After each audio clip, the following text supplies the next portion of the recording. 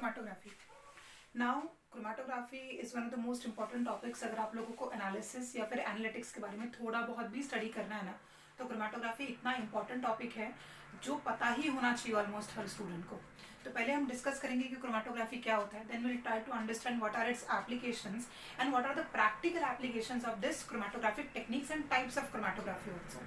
Types of chromatography से आपको पता चलता है कि सेपरेशन टेक्निक या फिर हम वो सेपरेशन टेक्निक को किन किन मीडियम्स के तौर पे हम यूज कर सकते हैं। तो सबसे पहले लेट्स ट्राई टू अंडरस्टैंड कि क्रोमेटोग्राफी का मतलब क्या है। जितना मतलब जैसे थोड़ा बहुत प्रीवियस अगर हम लोग नॉलेज के बारे में बात करें तो हम लोगों के दिमाग में क्रोमा जो वर्ड आता है, इसका मतलब आता है हमारे पास कलर। प्रीवियसली क्या होता था, यहाँ पर कलर सेपरेशन टेक्निक की वजह से इसको क्रोमेटोग्राफी नाम दिया गया था। Your 9th class text book, the first chapter of your 9th class text books includes the separation of 2 inks. जैसे ब्लू और ब्लैक इंक को सेपरेट करने के लिए उसके अंदर वो लोगों ने क्रोमेटोग्राफी यूज किया था। तो इंक सेपरेशन हो गया, कलर सेपरेशन हो गया, या फिर किसी रिएक्शन में अगर रिएक्टेंट और प्रोडक्ट के कलर्स अलग अलग हैं तो उनके वेवलेंथ के हिसाब से सेपरेशन, उन सब के रिगार्डिंग क्रोमेटोग्राफी का जो क्रोमा वर्ड है वो कलर हम लोगों ने इस्तेमाल किया था ना। क्रोमेटोग्राफी का मतलब क्या है, अब ये देखो, एक सिंपल जब क्रोमेटोग्राफी यूज करते हैं तो कुछ लोग क्रोमेटोग्राफिक प्लेट इस्तेमाल करते हैं। ये एक सिंपल ग्लास प्लेट होता है, इसके ऊपर सिलिका जेल यूज किया जाता है। सिलिका जेल आप एक सोल्यूशन बनाते हैं, सिलिका जेल को आप एसीटोन के अंदर मिक्स करते हैं और एक अच्छा खासा, उसको कहते हैं स्लरी, कहते हैं उसको, आप स्लरी तैयार करते हो।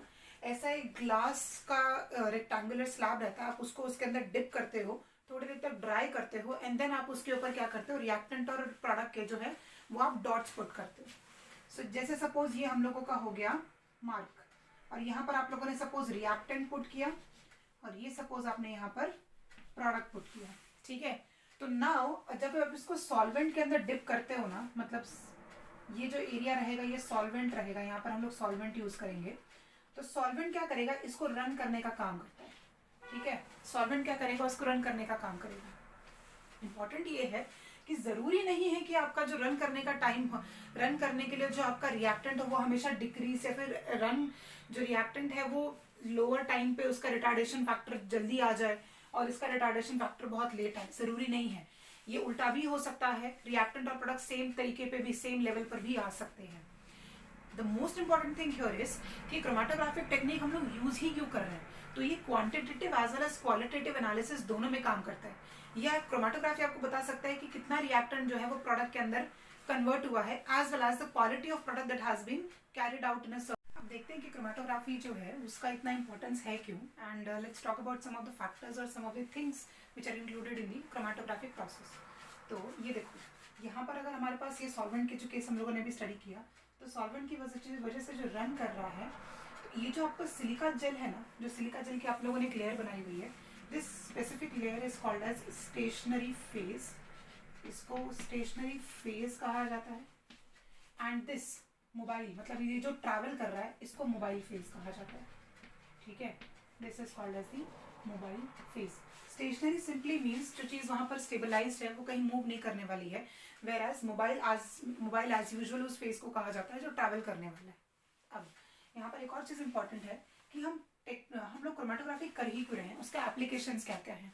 तो qualitative as well as quantitative aspect के हिसाब से देखा जाए तो कोई रिएक्शन कितना फॉरवर्ड हुआ है या फिर कोई रिएक्शन कितना अच्छे तरीके से प्रोडक्ट में कन्वर्ट हो रहा है, उसकी एक अच्छी खासी डेफिनेशन देता है क्रोमेटोग्राफी टेक्निक।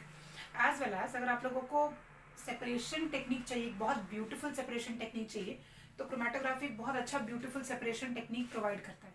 अब कितने तरीके के क्रोमेटोग्राफी होते हैं हमारे पास होता है सपोज लेट्स से TLC, जिसको थिन लेयर क्रोमेटोग्राफी कहते हैं।